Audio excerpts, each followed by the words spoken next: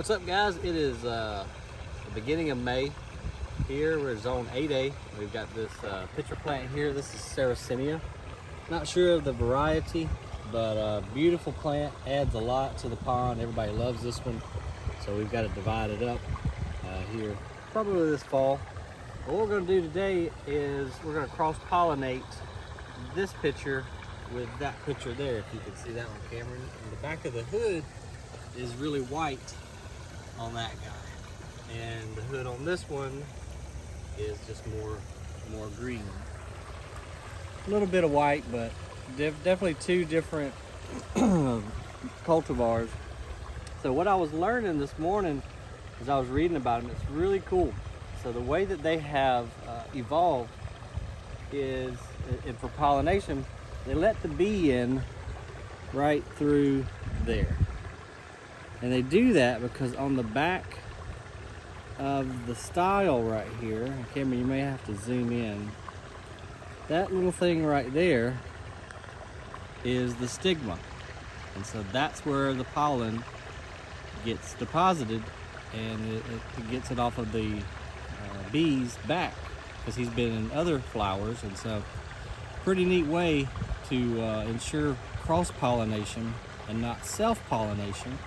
So then when the bee wants to leave, he comes out the bottom, so that he doesn't self-pollinate the flower. The flower wants pollen from another flower.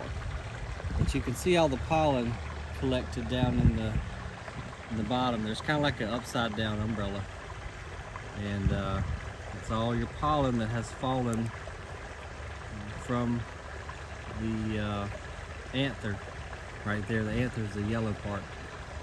So what we're going to do is come over here in this pitcher, and we only got two pitchers that are flowering right now, this guy and of course the big one behind me. So I'm going to come in here and collect some of the pollen and get it all over our Q-tip, like so. And then we'll go back over here. Now the way we really should do this, we're kind of doing an impromptu. The way we really should do this is cross-pollinate, put the pollen on the stigma, and then bag it so that we can't get any cross-contamination.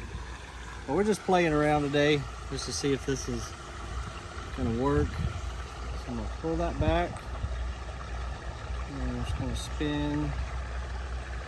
And you can see it's kind of stuck there. So he is successfully cross-pollinated. Now we need to do that on all 5 stigmas. So we'll just fold down each one and give each one a little pollen. Was you able to see that? A little bit.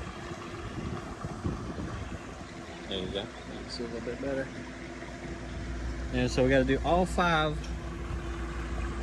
Just go around. And it's that little point that's sticking up right there. And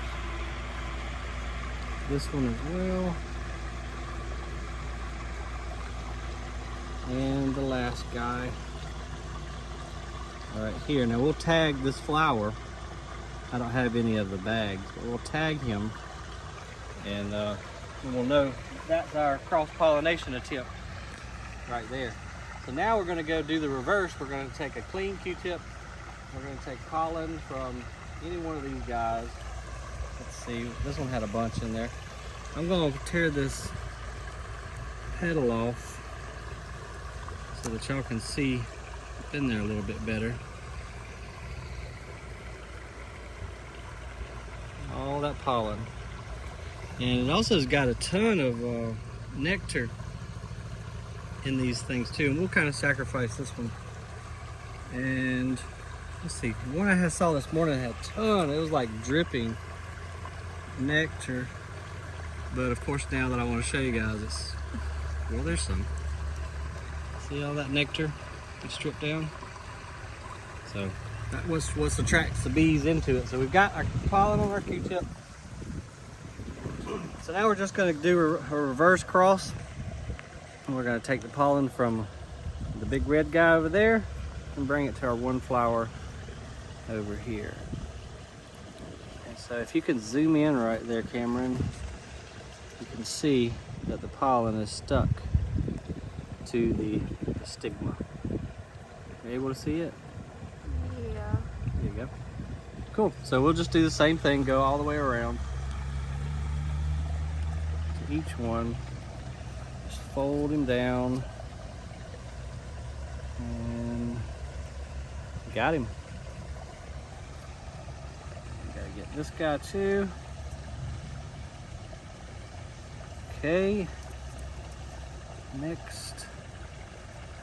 Yeah, these really should be bagged. Like if we were doing this seriously, I would have some pollen exclusion bags, but we're just playing around, and who knows, it may take, it may not. And then what we can do also to guarantee seeds, okay, that's all 5 there. We don't have to mark it because it's just one lonely flower. But what we could do to ensure seeds is go over here and self-pollinate each flower, take pollen from each one and go to the stigma. That's just going to guarantee us, more seeds of that same plant. So there you go, guys. That is how you cross-pollinate the Sarracenia pitcher plant.